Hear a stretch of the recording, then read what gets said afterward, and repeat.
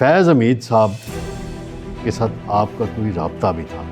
उसमें उन्होंने ये कहा कि अगर आप मुझे आर्मी चीफ बनवा देंगे, जो मैंने 2018 में किया था ना पीटीआई के लिए, उसका डबल मैं पीएमएलएन के लिए करूँगा। कि इलेक्शन का रिज़ल्ट जब हमें दिया जाता है जी जी। और लाहौर में पहला हलका मेरा था जिसमें रात 2 बजे अनाउंस कर दिया जाता है कि राना मशहूद हार गया। हारा मैं 1700 वोटों से उन्होंने हराया हुआ है। हमारे पास जो रिजल्ट है हम 3100 वोटों से जीते हुए हैं। हालांकि पीटीआई वाले इल्जाम नून लीग पे लगाते हैं। मेरा हल्का 47 मेरा पाकिस्तान के बच्चे बच्चियों को इज्जत के साथ दुनिया में भेजना।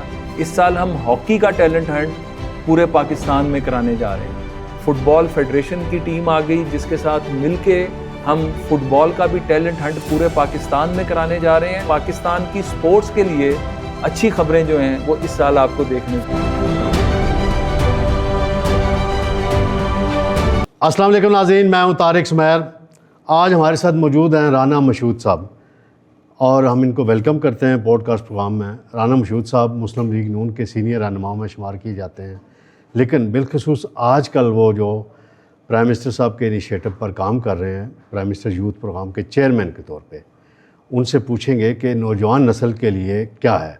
नौजवान नस्ल आजकल के माहौल में जॉब्स नहीं हैं, सरकारी और मसाइल हैं, उनको आप किस तरह इंगेज कर रहे हैं, और बिलखसूस ओवरसीज़ पाकिस्तानियों के भी इश्यूज़ होते हैं, उस हवाले से भी आप बड़ा काम करते हैं, उस पर जानेंगे। कुछ सियासी मामलात पे फिर आखिर में बात करेंगे। राना साहब, हम आपका खैर मकदम करते हैं, आपने बड़ा मेहरबानी की। वैसे भी मुझे रानों से थोड़ा डर भी लगता है। राने हमारे दोस्त भाई हैं सारे, तो रानों का एहतराम जो है मैं बहुत दिल से करता हूँ कि जिगरी हमारे दोस्त हैं कई। आप ये बताएं कि आप मुस्लिम लीग नून के बड़े तरीना कारकुन भी हैं, रहनुमा भी हैं, आपके वालिद मोहतरम का भी बड़ा, और बतौर वकील भी आपका बड़ा रोल है बाहर की सियासत में भी। तो आपने किस तरीके से एतमाद हासिल किया मियाँ मोहम्मद नवाज शरीफ का और मियाँ शहबाज शरीफ, यानी दोनों आप पे एतमाद करते हैं? होते हैं ना पार्टीज़ में कि एक साइड पे हो गया, कोई दूसरे ग्रुप में हो गया, तो इसके क्या थोड़ा बैकग्राउंड बता दें, फिर मैं यूथ प्रोग्राम की तरफ आता हूँ। बहुत शुक्रिया जी। पहले तो मेरे वालिद साहब जो मरहूम हैं, वो पीर पगाड़ा साहब जब मुस्लिम लीग को हेड करते थे तो वो पंजाब के सेक्रेटरी थे, और उस वक्त से हम देखते रहे पार्टी लीडरशिप को भी अपने छोटे होते से। मियाँ नवाज शरीफ साहब, मैं अभी स्टूडेंट होता था जब मियाँ साहब ने अपनी सियासत का आगाज़ किया, और मियाँ साहब की शख्सियत एक ऐसी शख्सियत है कि माशाल्लाह भरपूर, इतने मतलब जवाने राना, खूबसूरत, और मतलब तो मैं तो शुरू से ही, बचपन से ही हमने उनको फॉलो करना शुरू कर दिया। अभी मैं पढ़ता था तो मियाँ साहब के जलसों में जाना शुरू कर दिया, और तो वो फिर एक जो रफ़ाकत हमारी, मतलब जो मेरा उनसे, वो फिर आगे मियाँ साहब की भी बड़ी मोहब्बत रही, हमेशा वो ख्याल रखते रहे। तो मैंने तो अपनी सारी उम्र ही जो है एक, और फिर मुझे अच्छी तरह याद है कि शहबाज साहब के साथ जब हुआ तो शहबाज साहब ने मुझे कहा कि आपने अब मेरी टीम के तौर पर काम करना है, और वो जब काम शुरू किया तो आज तक फिर उससे वापसी नहीं हुई। तो मैं तो ये समझता हूँ कि इस जमात में अगर मैं आया तो मियाँ नवाज शरीफ साहब की वजह से आया, और शहबाज साहब की जो रफ़ाकत है वो काम की वजह से है, क्योंकि जिस तरह इतने हार्ड टास्क मास्टर हैं, जितने वो कमिटेड हैं, जितने वो माशाल्लाह डेडिकेशन के साथ चीज़ों को लेके चलते हैं। तो मेरी तो अब उम्र हो गई है उनके साथ देखते हुए, और यकीन माने ये दोनों लीडर मुहिब वतन भी हैं, पाकिस्तान का दर्द रखने वाले हैं, पाकिस्तान के लिए काम करने वाले हैं, पाकिस्तान की सरबुलंदी की सोच रखने वाले हैं। तो बस चल रहा है। अच्छा राना साहब, ये बताइए, आप यूथ प्रोग्राम ही आपने क्यों नहीं चूज़ किया? ऐसी लोगों की ख्वाहिश होती है कोई ऐसी वजारत ले जाएं जिसमें कोई समझ गया आप मेरी, मतलब कोई खाते शे कर लें, कोई वारदात कर लें, कोई करप्शन कर लें। इसमें आपने क्यों चूज़ किया, और आपका फोकस क्या था कि आपका मिशन क्या है, करना क्या है नौजवान नस्ल के लिए? अगर आप मेरा सियासी कैरियर भी देखें ना जी, तो 96 से हम यूथ इनिशिएटिव्स पे काम कर रहे हैं। ठीक है। शहबाज साहब जब पहली दफ़ा चीफ मिनिस्टर बने तो उस वक्त भी जो बूटी माफिया के ख़िलाफ़, और जो एजुकेशन रिफॉर्म्स, फिर उसके बाद जलावतनी के बाद जब वापस आए तो मैं मतलब जो अपोजिशन थी 2003 से 8 की, उस असेंबली में भी मौजूद था। और जब 2008 की हुकूमत बनी मुस्लिम लीग की पंजाब में और शहबाज साहब चीफ मिनिस्टर बने, तो मुझे यूथ डिपार्टमेंट 2008 में मेरे हवाले किया गया। मैं डिप्टी स्पीकर था। अच्छा। नॉर्मली डिप्टी स्पीकर स्पीकर के को पास आप नहीं देते, लेकिन शहबाज साहब का ये एतमाद था कि उन्होंने मुझे youth, sports, tourism and archaeology 4 departments दिए और हमने उस पर काम शुरू किया। पाकिस्तान की पहली यूथ पॉलिसी हमने 2009 के अंदर जो है उसको दिया, और जो प्रिंसिपल्स ऑफ यूथ पॉलिसी थे उसके तहत फिर लैपटॉप्स देना, दानिश स्कूल, यानी लैपटॉप के बानी आप हैं? लैपटॉप आइडिया एहसन इकबाल साहब का था, देखें जिसका क्रेडिट है उसको देना चाहिए, बट जो यूथ पॉलिसी बनी थी उसके प्रिंसिपल्स के अंदर और लीड शहबाज साहब ने किया था। देखें 2 प्रोजेक्ट ऐसे हैं शहबाज शरीफ साहब के, एक लैपटॉप का, एक पंजाब एजुकेशन एंडोमेंट फंड के वो बच्चे बच्चियाँ, और दानिश, मैं आ रहा हूँ उस तरफ भी आ रहा हूँ, जो पंजाब एजुकेशन एंडोमेंट फंड था, जिसके अंदर जिन बच्चों के अंदर सलाहियत तो है, मतलब पढ़ने का जज्बा है, लेकिन उनके फाइनेंशियल रिसोर्सेज नहीं है, तो पंजाब एजुकेशन एंडोमेंट फ़ंड आज लाखों बच्चे बच्चियां उससे मुस्तफ़ीज़ हो रहे हैं। अरबों रुपए का वो फ़ंड बन चुका हुआ है, जिसकी जो प्रॉफिट आता है उससे बच्चों को स्कॉलरशिप दिया जाता है। फिर सॉफ्ट लोन्स, क्योंकि बच्चा जो है उसने अपना स्टार्टअप करना है, उसने कोई काम करना है, इज़्ज़त के साथ माशरे में जगह बनानी है, तो शहबाज शरीफ साहब इसके भी पायनियर हैं कि उन्होंने सॉफ्ट लोन्स शुरू किए। फिर वो बच्चे बच्चियाँ जिनका कोई मुस्तकबिल नहीं था उनके लिए दानिश स्कूल लेकर आए, सेंटर ऑफ एक्सीलेंस लेकर आए।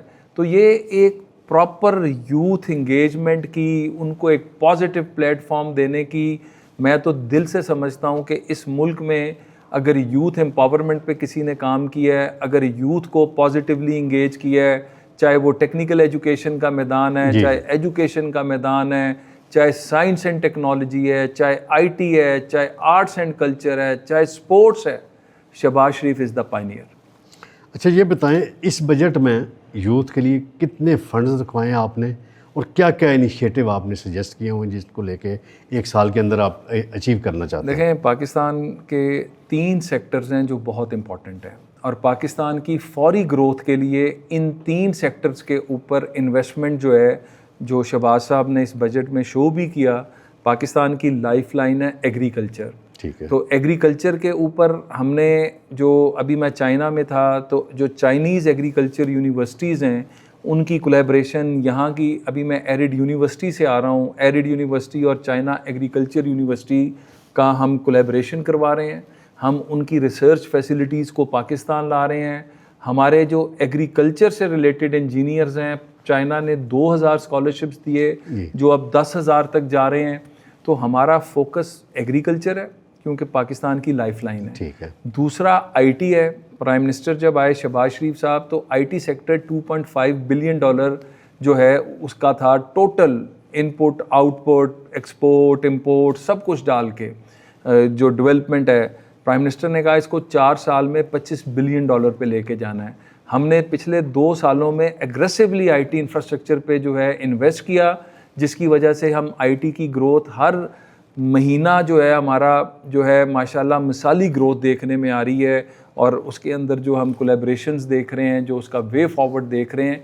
तीसरा जो है वो प्रोडक्टिव एम्प्लॉयमेंट है। हम जो असल बात तो वही जो हम बाहर अपने बच्चे बच्चियों को जॉब्स दिलवाते हैं, उसके लिए जो ट्रेनिंग्स कराई जाती हैं, जो नेफ्टेक और बाकी ज़ैली इदारों के ज़रिए पाकिस्तान के बच्चे बच्चियों को इज़्ज़त के साथ दुनिया में भेजना, एक स्किल उनके हाथ में दे के भेजना, जिसका रिज़ल्ट ये निकला है कि पिछले साल हमने कोई 8 लाख के करीब बच्चे बच्चियों को दुनिया के अंदर इंगेज कराया।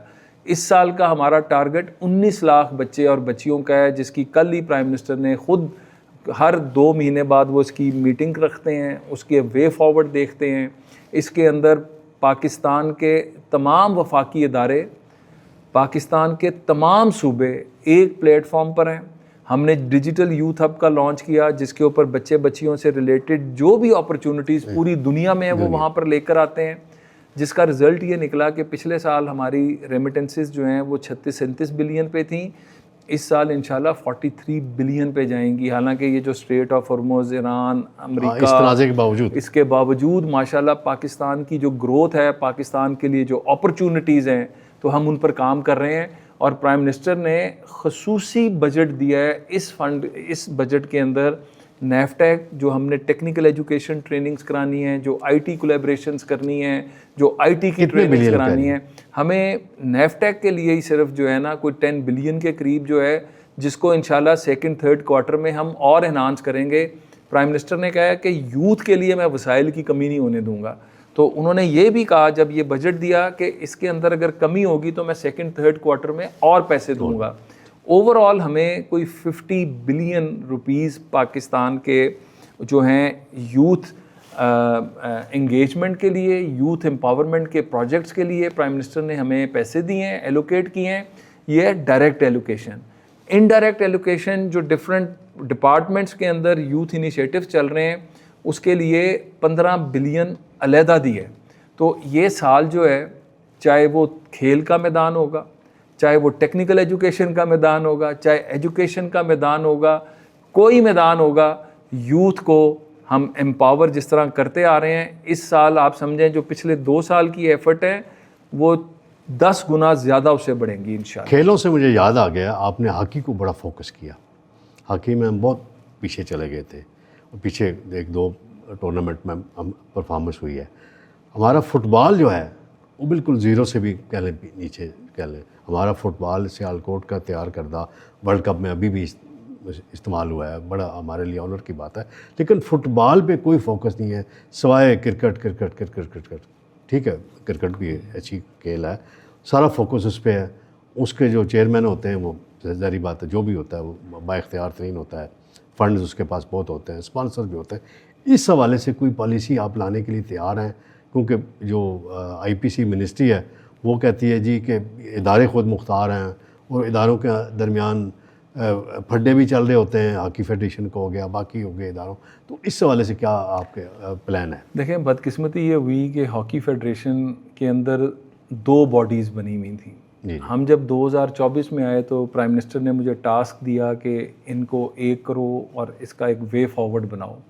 I am proud of the fact कि मैंने उनको इकट्ठा बिठाया और उसके अंदर एक बॉडी बनी।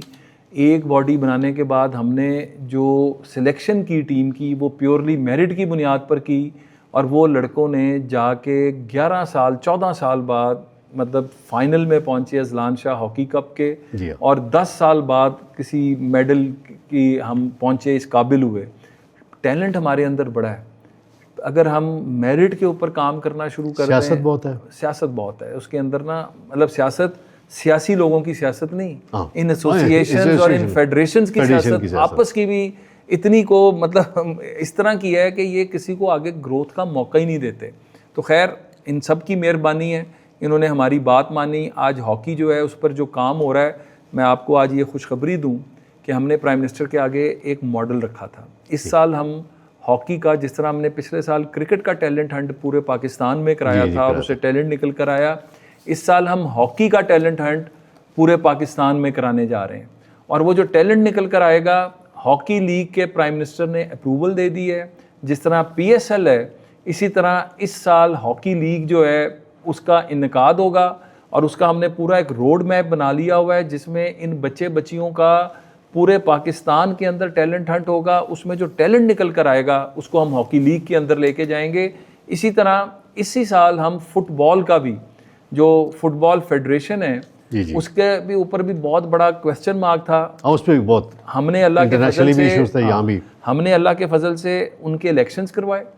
उस इलेक्शन में जो टीम निकल कर आई है, आज उसके साथ मिलके हम फुटबॉल लीग। कौन है सर इसका चेयरमैन? इसमें मोहसिन गिलानी साहब आए प्रेसिडेंट, और उन्होंने मतलब काफ़ी उसमें चीज़ें भी थी। बट देखें, 2 चीज़ें हमने की। हमने पाकिस्तान ओलंपिक एसोसिएशन के इलेक्शंस करा के बेहतरीन टीम वहाँ पर आ गई जो आज काम कर रही है।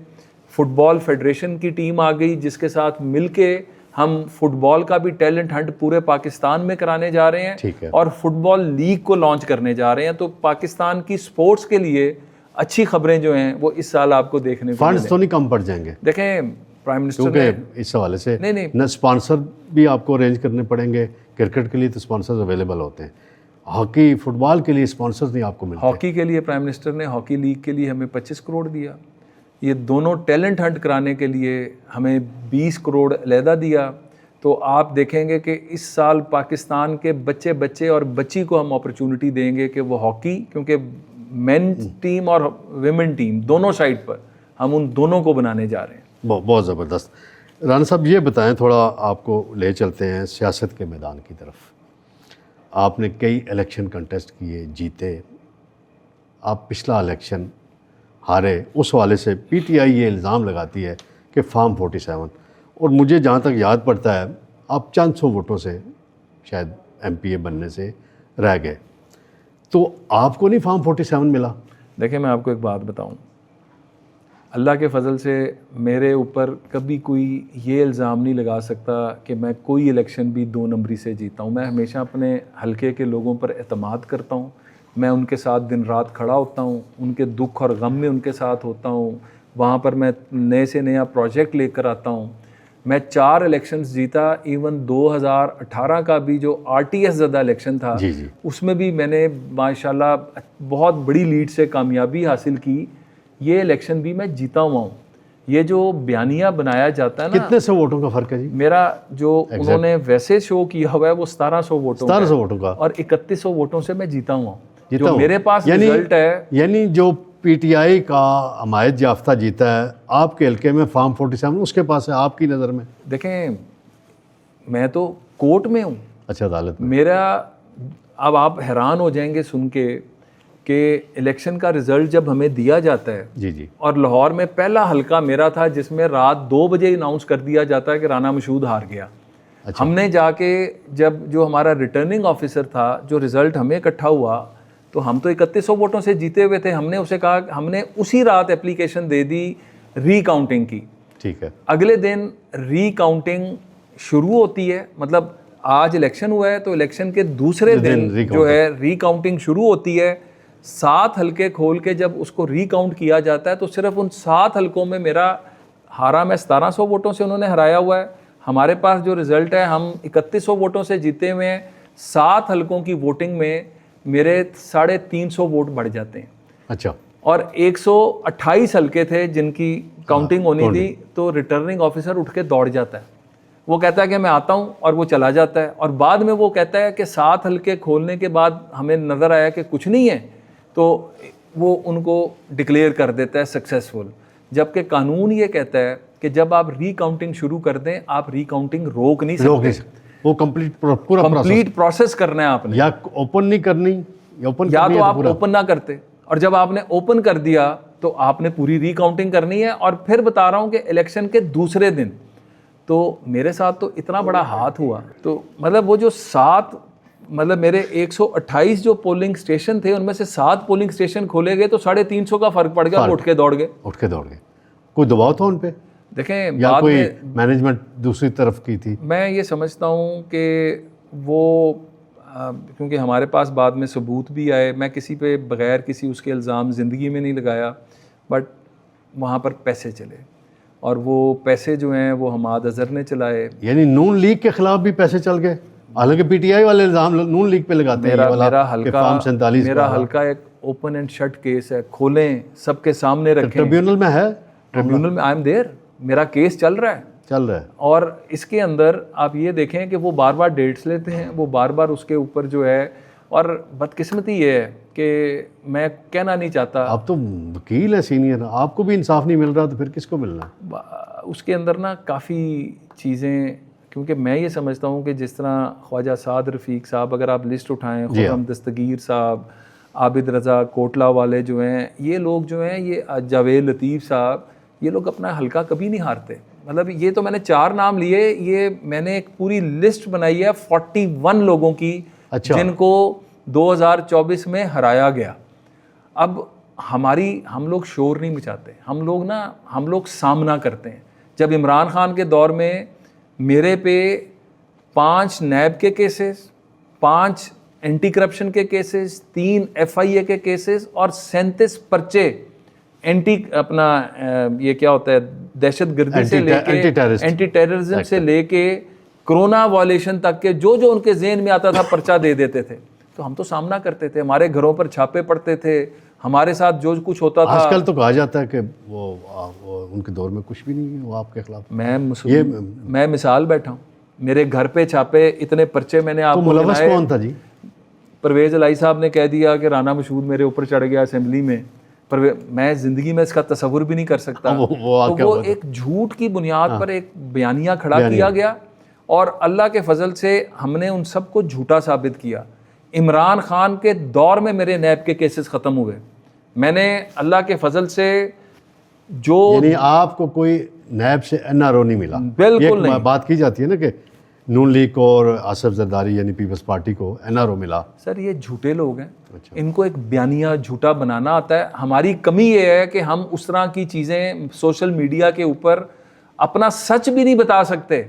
मैं एक मिसाल मौजूद हूँ कि मेरा नैब का केस इमरान के दौर में ख़त्म हुआ, मेरिट की बुनियाद पर ख़त्म हुआ, लेकिन जो मैंने भुगता, मेरे एसेट सील कर दिए गए, मेरे अकाउंट सील कर दिए गए, मेरे पासपोर्ट जो है। इसमें उस वक्त की एक ताकतवर इस्टेब्लिशमेंट की शख्सियत फैज़ हमीद मुलव्वस थे आपके खिलाफ सारे मामला। मैं जब मुझे शुरू में 2018 की गवर्नमेंट, इसकी ज़रा थोड़ा बताएं कि फैज़ हमीद ने क्या आपके साथ अच्छा सलूक किया? 2018 की गवर्नमेंट जब बनवाई गई इनकी, जी, तो मुझको मेरे ख़िलाफ़ केसेस फ़ौरन तो मैं थोड़ी देर के लिए पाकिस्तान से बाहर चला गया। ठीक है। अच्छा, मैं जब बाहर गया तो मुझे बाहर जाकर एहसास हुआ कि मैंने तो कुछ किया नहीं, तो मैं क्यों बाहर बैठा हूँ, मैं वापस आता हूँ। मैंने खैर वहाँ से फ़ोन किया अपने एक दोस्त हैं उनको कि मैंने कुछ किया तो नहीं हुआ और मैं वापस आना चाहता हूँ। तो मुझे पैगाम ये दिया गया कि जनरल फैज़ साहब ये कहते हैं कि झंडा वाली गाड़ी एयरपोर्ट पे खड़ी होगी, अपनी लॉयल्टीज़ चेंज करो, यानी पीटीआई ज्वाइन करें और पीटीआई ज्वाइन करो, वापस आओ, वजारत ले लें, वजारत लो, आके बैठो, नहीं तो फिर तुम्हारे साथ वो होगा कि तारीख देखेगी। तो जब उन्होंने ये कहा, ये धमकी दी, जब उन्होंने कहा ना तारीख देखेगी, तो मैंने कहा मैं अब वापस आ रहा हूँ। और अल्लाह के फजल से मैंने आके यहाँ पे नैब का भी सामना किया। मैं नैब के अंदर जब मेरी पेशी होती थी, मैं प्रेस कॉन्फ्रेंस करके अंदर जाता था और बाहर निकल कर प्रेस कॉन्फ्रेंस करता था। और एक वक्त आ गया, बैठे हैं वो लोग, नैब के लोगों ने कहना शुरू कर दिया कि सर आप आया करें लेकिन मीडिया से बात ना किया करें। मैंने कहा कि मेरे साथ तुम जुल्म कर रहे हो। तो मैंने तो अल्लाह के फजल से, और इसमें मेरी फैमिली का बहुत बड़ा किरदार है कि मतलब आप वो जो कैमरे लगे थे ख्वाजा साद रफ़ीक के लिए, मियाँ शहबाज शरीफ के लिए, फ़वाद हसन फ़वाद आज चीमा के लिए, नायब लाहौर के दफ्तर में मेजर रिटायर्ड सलीम शहजाद जो डीजी नायब थे उन्होंने लगवाए, उनसे आप बच गए थे उन कैमरों की जद से? देखें, सलीम शहजाद साहब ने मुझे ख़ुद मिल के कहा कि हमें अफसोस है कि आपके ख़िलाफ़ हमें इस तरह की कार्रवाई करनी पड़ी, क्योंकि हमें पता है कि आपका कुछ नहीं है। कुछ नहीं। अच्छा। तो बट मतलब कि जी हम मजबूर हैं। ये जो उनके बारे में तो मशहूर है कि जब उन्होंने फ़वाद हसन फ़वाद को गिरफ़्तार किया तो किसी उनके अफसर ने कहा कि जी अभी कुछ चीज़ें भी तो नहीं है। उनका पहले फाड़ लो फिर देख लावांगे। ये नायब उस दौर का था। नहीं, मेरे ख़िलाफ़ आप देख लें ना। हाँ, मेरे ख़िलाफ़ उन्होंने कहा, जो नैब का रेफरेंस है कि मैंने 15 बिलियन की यूथ फेस्टिवल में हेर फेर। बिल्कुल। मैं जब पहली दफ़ा मुझे उन्होंने बुलाया, मैं गया कि यार मुझे तो तुम मेडल दो। उन्होंने कहा किस बात का? मैंने कहा कि टोटल बजट 35 करोड़ था, उस 35 करोड़ में से 15 अरब में कहा गया हो। 35 करोड़ का मुख्तस बजट, इल्ज़ाम लग गया 15 अरब खाने का। तो क्या बात है जी, क्या नायब था जी। नहीं, उस वक्त तो अंधा राज था। उस वक्त मैं आपको आज बताऊं शहबाज शरीफ साहब के खिलाफ क्या था। शहबाज शरीफ पानी और पता नहीं क्या और जो कुछ उन्होंने बनाया, आप यकीन करें कि शहबाज शरीफ का बेल का ऑर्डर पढ़ लें। ये भी इमरान खान के दौर का ऑर्डर है जिसमें सुप्रीम हाई कोर्ट ने कहा कि ये एक केस ऐसा केस है जिससे नैब की बददियानती साबित होती है, जिससे हुकूमत की बददियानती साबित होती है, बदनीयती साबित होती है। तो ये मतलब अब देखें ना, हम तो नहीं रोते, हमने तो सामना किया क्योंकि हमारे दामन साफ थे। और आज अल्लाह के फजल से जितने केस इन्होंने, इनके केसों की तो ये हकीकत थी कि इन्होंने जितने केस यूके में जाके किए, वो ब्रॉड शीट देख लें, वो सारा कुछ उठा लें, इनको जुर्माने हुए। तो शहबाज शरीफ साहब के केस में, शहबाज शरीफ के केस में जुर्माने हुए। तो झूठ की बुनियाद पर चलने वाले लोग, झूठ की बुनियाद पर पाकिस्तान को तबाह करने वाले लोग आज बात करते हैं ह्यूमन राइट्स की, सिविल राइट्स की, तबाह कर दिया इन्होंने पाकिस्तान का सफ़र खोटा किया इन्होंने। अच्छा ये बताएं, फैज़ हमीद साहब के साथ आपका कोई राब्ता भी था और उस राब्ते के नतीजे में वो चाह रहे थे कि आप उनकी सिफारिश करें प्राइम मिनिस्टर को और मियां नवाज शरीफ को कि उन्हें आर्मी चीफ बना दिया जाए, तो वो इमरान खान को तहस नहस कर देंगे। इसकी क्या हकीकत है? देखें, क्योंकि मुझे कुछ मालूमात हैं, थोड़ा आप ज़रा बताएं आज राना साहब। क्योंकि आपने बात राज ना रखें, वक्त नहीं है। मैंने इसलिए राज रखा क्योंकि उन्होंने मुझसे ज़ाती तौर पे रब्ता किया था। ठीक है। और आपके पास आए थे या किसी के थ्रू रब्ता? किसी के थ्रू। ज़ाहिर बात है कि मेरे साथ जितनी उनकी मोहब्बत थी तो वो डायरेक्ट, तो एक हमारे दोस्त थे उनसे उन्होंने कहा, उन्होंने फिर मेरी उनसे बात करवाई। ठीक। अच्छा। और उसमें उन्होंने ये कहा कि अगर आप मुझे आर्मी चीफ बनवा देंगे, ठीक है, तो जो मैंने 2018 में किया था ना पीटीआई के लिए, ठीक है, उसका डबल मैं पीएमएलएन के लिए करूंगा। यानी वापस कर्ज उतारूंगा। और मैं, मतलब देखें, अब इससे बड़ी बात क्या थी, ये मैं आपको वर्बटिम बता रहा हूँ कि 2018 में जो किया था उससे डबल ट्रिपल मैं 2024 के उस वक्त 2023 के इलेक्शन थे कि 2023 के इलेक्शन में मैं उससे डबल ट्रिपल कर 2024 के इलेक्शन नहीं आने थे पहले आर्मी चीफ बनूं और हाँ फिर वही ना। तो मैंने ये बात जाके, उस वक्त प्राइम मिनिस्टर जो थे शहबाज साहब थे, पीडीएम की हुकूमत थी, तो मैंने कहा कि ये आपकी इमानत है, मैं शहबाज साहब से जाके बिल्कुल बात करूंगा। मैंने शहबाज शरीफ साहब से बात की। ठीक है। वो हैरान हो गए, उन्होंने कहा कि वो खुद आपसे उन्होंने बात की है। मैं कहा अच्छा, खुद बात की है। मियां नवाज शरीफ साहब का क्या रद्द अमल था? उनका भी ये था कि हम एतबार नहीं कर सकते। और मियां नवाज शरीफ साहब, एक देखें, ये वो वज़ीर आज़म है, ये वो लीडर है जिसने किसी आर्मी चीफ को एक्सटेंशन नहीं दी, जो हमेशा असूलों की बुनियाद पर खड़ा हुआ, जिसने हमेशा ये कहा कि जो मेरिट पर जो बनता है वो काम होना चाहिए। तो सबका ये था कि बिल्कुल नहीं। और फिर वक्त और हालात ने साबित किया कि वो फैसला ठीक था। मैंने ये भी सुना है कि इस केस में उन्होंने ये भी पेशकश की थी कि मैं मेरी ऑनलाइन यानी वीडियो कॉल पे नवाज शरीफ साहब से लंदन बात कराई जाए।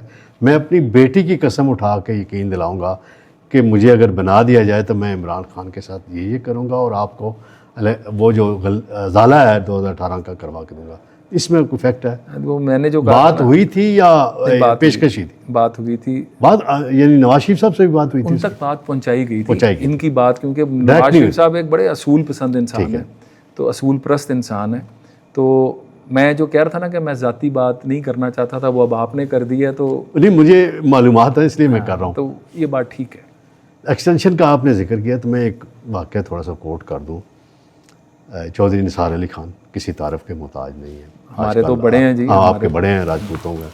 नहीं, वैसे भी मेरे बड़े हैं। मेरे हमारे लिए बड़े मोहतरम हैं। उनकी और शहबाज शरीफ साहब की जनरल राहिल शरीफ से एक मुलाकात हुई। मैंने वो पता चल गया, मैंने फिर दोनों से कांटेक्ट किया और मुझे बताया गया। तो उन्होंने बताया कि जी राहिल शरीफ साहब एक्सटेंशन चाहते हैं और उसके बदले में पनामा भी ख़त्म, तो डॉन लीक्स भी, ये वो सारा जो चीज़ें हैं वो हो जाएंगी। तो हमने 3 मरतबा मियां नवाज शरीफ साहब से बात की। आखिरी दफ़ा बात की तो मियां नवाज शरीफ साहब का जो आपको भी पता है स्टाइल, मुझे भी पता है, उन्होंने मुंह इस तरफ कर लिया, ऐसे कर लिया। ये मैंने रिपोर्ट किया हुआ है। तो नवाज शरीफ साहब अगर उस वक्त एक्सटेंशन दे देते तो क्या आप समझते हैं कि फिर पनामा, डॉन लीक्स और ये सब कुछ ना होता? देखें, जिस नवाज शरीफ साहब को मैं जानता हूँ ना, मेरी तो बचपन से मैं उनको देखता आ रहा हूँ और मैं आखिरी 14 दिनों में कुछ चीज़ों का विटनेस भी हूँ। जब मियां नवाज शरीफ साहब को हटाए जाने का फ़ैसला हो गया था एक झूठे केस की बुनियाद पर, तो ये पैगाम जो है, ये जो मैसेज है, जी, ये था कि आप ये काम कर दें तो सारी चीज़ें ठीक हो जाएंगी। उन्होंने कहा था कि मैं तारीख़ के अवराक के अंदर अपने आप को गंदा नहीं करना चाहता। आई विल फेस, और वक्त बताएगा कि नवाज शरीफ कौन था, वक्त बताएगा कि नवाज शरीफ ने इस मुल्क के लिए क्या किया था। आज तो एक गंद फैलाया हुआ है ना, वो नवाज शरीफ जिसने पाकिस्तान को एटमी कुव्वत बनाया, आज इंडिया पाकिस्तान की तरफ जो नहीं देखता, आज जो दुनिया पाकिस्तान की इज्जत कर रही है वो उस एटमी धमाकों की वजह से है, एटॉमिक डेटरेंस की वजह से है। आज ईरान का जो सलूक किया जा रहा है कि उसको एटॉमिक पावर ना बनने दिया जाए, तो आपका क्या ख्याल है कि नवाज शरीफ पर प्रेशर नहीं था? वहाँ पर बिल क्लिंटन जो है धमकियां देने से लेके वो $5 बिलियन तक। कैरेट मजीद निज़ामी साहब ऑन रिकॉर्ड मौजूद हैं। ये हम नहीं कहते, ये नवाज शरीफ नहीं कहते, ये मजीद निज़ामी साहब ने बताया कि $5 बिलियन नवाज शरीफ को ऑफर किया गया। मुशाहिद हुसैन सैयद इवन, मुशाहिद जो हुसैन आजकल सैयद, तो जी नून लीग में बिल्कुल। नहीं है ना, वो भी कहते ये हैं लोग विटनेस हैं। Witness तो नवाज शरीफ ने इस मुल्क के लिए स्टैंड लिया, और वक्त बताएगा, तारीख बताएगी कि पाकिस्तान का हीरो है। क्योंकि मैं भी थोड़ा सा एटमी प्रोग्रामों का हाँ, बिल्कुल, आप तो शायद माशाल्लाह। हूँ चागी में उस तारीखी मुकाम पे जाने का भी मौका मिला प्राइम मिनिस्टर के साथ, तो मैं भी बहुत सी चीज़ें, मामला लंबा होता जा रहा है राना साहब। असल बात यह है कि अब 2-3 मैं आखिर में वाइंड अप करूँगा। अवाम है महंगाई में पिस रहे हैं। जब जंग आई थी तो पेट्रोल 400 450 तक गया, डीजल भी महंगा हुआ, अब आ गया है 72 71 $72 पे फ़ी बैरल। लेकिन अमारती वजारत ख़जाना और वजारत पेट्रोलियम ने एक लेवी टैक्स ईजाद किया हुआ है। उसकी वजह से शहबाज शरीफ साहब का जो इमेज मेरी नज़र में, आवाम की नज़र में बन सकता था पेट्रोल, अगर सही तरीके से आप वही नीचे लेके जाते रिलीफ, वो क्यों नहीं हुआ? इस पर आपकी कोई प्राइम मिनिस्टर से या किसी से बात हुई है कि ये दोनों वज़रा क्या खेल खेल रहे हैं? देखें, एक चीज़ ज़हन में रखिएगा, इसके लिए थोड़ा हमें बैकग्राउंड में जाना पड़ेगा। 2016 का पाकिस्तान वो पाकिस्तान था जिसमें उस वक्त के वज़ीर आज़म नवाज शरीफ ने IMF प्रोग्राम ख़त्म कर दिया जी था। बिल्कुल। और ख़त्म करके कहा था कि पाकिस्तान अब अपने फ़ैसले ख़ुद करेगा, अपनी माशी पॉलिसी ख़ुद देगा। पाकिस्तान की ग्रोथ थी। ये जो धरने शुरू किए गए किस बुनियाद पर थे? पाकिस्तान दुनिया में अपना मुकाम मनवा रहा था, पाकिस्तान के अंदर रिकॉर्ड तरक्की हो रही थी, पाकिस्तान में डॉलर, आपको याद होगा कि जिस तरह उसको मेंटेन किया गया, जिस तरह बिजनेसेस की ग्रोथ हुई। जब दोबारा IMF को मुसल्लत किया गया अपनी बैड गवर्नेंस की वजह से, तो उसका खमियाजा पूरी कौम ने भुगता। बहुत आसान है, देखें 2023 के अंदर, मेरा आपको याद होगा 2019 में एक इंटरव्यू आया था जिस पे बड़ी ले दे हुई थी, जिसमें उस वक्त के जो ISPR के हेड थे आसिफ गफूर साहब, उन्होंने आके कहा भी था कि राना मशहूद झूठ बोलता है। वो मैं झूठ नहीं बोल रहा था। 1 साल में इस्टेब्लिशमेंट को पता चल गया था, जो मैं उस वक्त कहता था कि जिनको घोड़ा समझ के लाए थे वो गधे भी नहीं खच्चर निकले। और वो जो था ना कि पाकिस्तान की इकॉनमी का बेड़ा गर्क, पाकिस्तान को IMF के पास शदीद तरीन गंदी जो कंडीशंस हैं उनकी बुनियाद पे, तो हमने 2023 के अंदर जब ये हमारे पास आए, पाकिस्तान उस वक्त के फिनांस मिनिस्टर शौकत तरीन ऑन रिकॉर्ड मौजूद हैं कि पाकिस्तान डिफ़ॉल्ट कर नहीं रहा, कर चुका है। उसका सिर्फ ऐलान होना बाकी है। लेकिन अब अवाम तो रिलीफ मांगते हैं ना जी। सुन तो लीजिए ना, मैं अब ये, क्योंकि ये बड़ा एक टेक्निकल इशू है। उस वक्त का जो वजीर पेट्रोलियम था उमर अयूब, उसने कहा था कि पेट्रोल 400 से 500 पे जाएगा। ना अभी ईरान की जंग थी, ना कुछ और था। मईशत को ऐसे तबाह कर दिया था कि पेट्रोल को मतलब बढ़ाई जा रहे थे। अब वहाँ से वापसी कोई अलादीन का चिराग नहीं है। पहले तो आपसे दुनिया हाथ नहीं मिला रही थी। सऊदी अरब तक आपसे नाराज़ होकर बैठा था। आपसे दुनिया का कौन सा मुल्क है? चाइना आपसे नाराज़ होकर बैठा था। हमने आके पहले दुनिया को पाकिस्तान के साथ जोड़ा। हमने IMF की कड़ी शराइत के बावजूद पाकिस्तान जो दिवालिया हो चुका था, सिर्फ डिक्लेयर करना था, उसको वापस लेकर आए। पेट्रोल के ऊपर सुन लें, कुछ मामलात में मैं बड़ा ब्लंट हूँ इन मामलात, मुझे पता है, इसलिए मैंने ये सवाल अवामी सवाल आपसे किया। कुछ मामलात में हमें अभी भी कुछ अदारे IMF जैसे जो हमारे एग्रीमेंट्स हैं UAE के साथ, बाकी ममालिक के साथ, उसकी वजह से वो वाला इफ़ेक्ट आना चाहिए था, वो नहीं आया। लेकिन इस पर फ़ख्र करें, अगर हमने 3rd वर्ल्ड वॉर ना रुकवाई होती तो आज तेल 1200 रुपये का भी नहीं मिलना था। आज यहाँ पर फाके पड़े होने थे। तो हमने 3rd वर्ल्ड वॉर रुकवाई है।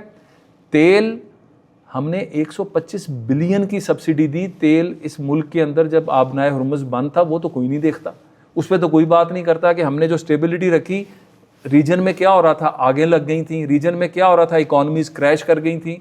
हमने अपनी इकॉनमी को भी स्टेबल रखा। ये चैलेंज भी अगले 2 से 3 माह के अंदर मैं आपको बता रहा हूँ कि इसका भी इफ़ेक्ट जो है वो अवाम तक जाएगा। प्राइम मिनिस्टर ख़ुद मीटिंग्स लेते हैं। प्राइम मिनिस्टर को मैंने तड़पते देखा है इसको आप जब ये चलेगा तो लोग इस पर मजाक भी करेंगे, लेकिन मैंने अपना हिसाब खुद अल्लाह को देना है। जी। मैंने इस वज़ीर आज़म को लड़ते देखा है IMF के साथ, मैंने इस वज़ीर आज़म को मिनिस्ट्रीज़ ओवर ये जो हमारी पेट्रोलियम मिनिस्ट्री और इन सब से एक एक चीज़ फाइनेंस के साथ बैठ के एक एक चीज़ के ऊपर खुद, और ये नहीं कि आधा घंटा, घंटों, सुबह शुरू हुए शाम तक खुद बैठ के, तो ये इनका पैशन है अवाम को रिलीफ देना, इनका पैशन है पाकिस्तान को तरक्की देना, इनका पैशन है पाकिस्तान को खुशहाल करना। हम हर आने वाले दिन में बेहतरी लेकर आ रहे हैं। अगले 1 से 2 महीने में यही पाकिस्तान की अवाम इंशाल्लाह शहबाज शरीफ का शुक्रिया अदा करती नज़र आएगी। शुक्रिया राना मशहूद साहब। नाज़रीन, आपने सुना राना मशहूद साहब ने यूथ प्रोग्राम के हवाले से भी पूरी इनिशिएटिव्स बता दिए, स्पोर्ट्स के हवाले से बता दिए, कुछ 2018 के इलेक्शंस के हवाले से जो सूरत हाल थी वो भी बता दी, और जो फैज़ हमीद का वाक़या था वो भी पहली मरतबा हमारे प्रोग्राम में राना साहब ने उसका इज़हार कर दिया है। तो इंशाल्लाह किसी और नए प्रोग्राम में फिर राना साहब को मदऊ करेंगे।